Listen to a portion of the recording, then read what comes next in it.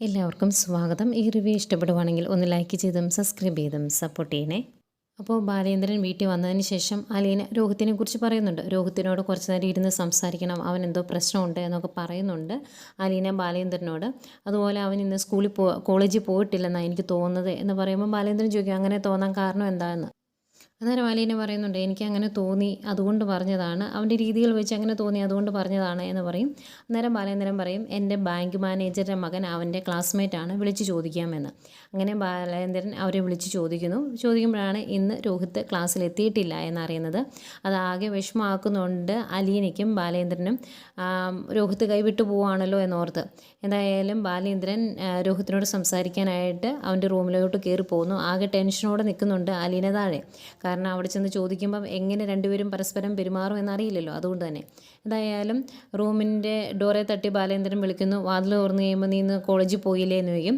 പോയി എന്നാണ് രോഹിത്ത് പറയുന്നത്. അന്നേരം ബാലേന്ദ്രൻ പറയും നീ ഇന്ന് കോളേജിൽ പോയിട്ടില്ല എന്നുള്ള കാര്യം ഞാൻ അറിഞ്ഞു, അതുകൊണ്ട് നാളെ ഞാൻ കോളേജിലോട്ട് വരാം, അപ്പോൾ നമുക്ക് കാര്യങ്ങളൊക്കെ ശരിക്കും അറിയാലോ, അല്ലെങ്കിൽ നീ സത്യം പറഞ്ഞു എന്നൊക്കെ പറയുന്നുണ്ട്. പക്ഷേ രോഹിത്ത് ഒന്നും വിട്ടു പറയുന്നില്ല. അത് കഴിഞ്ഞ് ബാലേന്ദ്രൻ അവിടെ നിന്ന് ഇറങ്ങി പോരുന്നു. റൂമിൻ്റെ വാതിൽ അടച്ചതിന് ശേഷം ആകെ ടെൻഷനാണ് രോഹിത്തിന്. രോഹിത്ത് തറയിലിരിക്കുന്ന കരയും ഒക്കെ ചെയ്യുന്നുണ്ട്.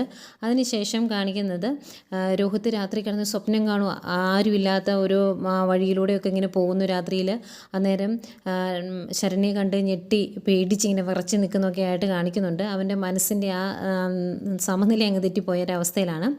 അതിനുശേഷം അലീന വന്ന് അവനോട് പറയുവാണ് പോലീസ് വിളിച്ചിട്ടുണ്ട്, ഇങ്ങോട്ട് വരുമെന്നാണ് പറഞ്ഞത്, നീ ഇവിടെ ഉണ്ടോ എന്ന് ചോദിച്ചു. സത്യം പറ, എന്താ സംഭവിച്ചതെന്ന് വെച്ചാൽ സത്യം പറ, എങ്കിലും എന്തെങ്കിലും ചെയ്യാൻ പറ്റുള്ളൂ, പോലീസ് ഇപ്പം ഇങ്ങെത്തും എന്നൊക്കെ പറയുന്നുണ്ട്. ഇവൻ പേടിച്ച് നിൽക്കുവാണേ. അപ്പോഴത്തേക്കും പോലീസ് വരുന്നു. പോലീസ് വന്ന് അകത്തേക്ക് കയറി വന്നിട്ട് ചോദിക്കുന്നുണ്ട്, ബാലേന്ദ്രനുണ്ട്, കൃഷ്ണമോളൊക്കെ ഉണ്ട്, നിങ്ങളുടെ മകൻ എന്തിയെ, അവനെ ഇങ്ങോട്ട് വിളിച്ചേ എന്ന് പറയുവാണ്. ഇത് ഫ്രണ്ടിൽ നടക്കുമ്പം ഇവൻ ബാക്ക് ഡോർ വഴി ഇറങ്ങി ഓടുന്നുണ്ട്. പക്ഷേ പോലീസുകാർ അവനെ ഓടിച്ചിട്ട് പിടിക്കുവാണ്. അങ്ങനെ പോലീസുകാർ രോഹിത്തിനെ ഓടിച്ചിട്ട് പിടിച്ച് ജീപ്പേ കയറ്റി കൊണ്ടുപോകുന്നു. ഇത് കാണുമ്പോഴേക്കും ആകെ വിഷമമായി നെഞ്ചുവേന വരുവാണ് ബാലേന്ദ്രൻ തളർന്നു വീഴുന്നു. അപ്പോഴത്തേക്കും കൃഷ്ണമോളും അലീനയൊക്കെ ഓടി വന്ന് ബാലേന്ദ്രനെ പിടിച്ച് എഴുന്നേൽപ്പിക്കുന്നു. എന്നിട്ട് എന്താ പറ്റിയതെന്ന് ചോദിക്കുന്നുണ്ട്. ബാലേന്ദ്രൻ നെഞ്ചിലിങ്ങനെ അമർത്തി പിടിച്ചിട്ടുണ്ട്, നെഞ്ചുവേന വന്നതെന്ന് തോന്നുന്നു. ആകെ തളർന്ന് വീഴാൻ നിൽക്കുന്ന ബാലേന്ദ്രനെയാണ് കാണിക്കുന്നത്. ആകെ സീനാണ്. പക്ഷേ ഈ കാണിച്ച സീൻ പോലീസുകാർ വന്ന് പിടിച്ചുകൊണ്ട് പോകുന്നതായിട്ട് കാണിച്ച സീൻ മിക്കവാറും രോഹിത്തിൻ്റെ സ്വപ്നമായിരിക്കും. കാരണം ഇതെല്ലാം കഴിഞ്ഞ് പിറ്റേ ദിവസമാണെന്ന് തോന്നുന്നു അടുക്കളയിൽ വെച്ച് അലീന രോഹിത്തിനോട് പറയുന്നുണ്ട്, നീ ഇനിയും ഹരിയുടെ കൂടെ കൂടിയിട്ടുണ്ടെങ്കിൽ നിന്നെ അവൻ പോലീസ് സ്റ്റേഷനിൽ കയറ്റും ഉറപ്പാ എന്ന് പറയുമ്പോൾ അത് കേട്ടുകൊണ്ട് നിൽക്കുന്ന രോഹിത്തിനെ നമ്മൾ പ്രൊമോയിൽ കണ്ടതാണ്.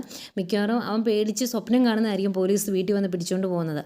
ഏതായാലും നമുക്ക് എപ്പിസോഡിൽ സത്യാവസ്ഥ അറിയാം.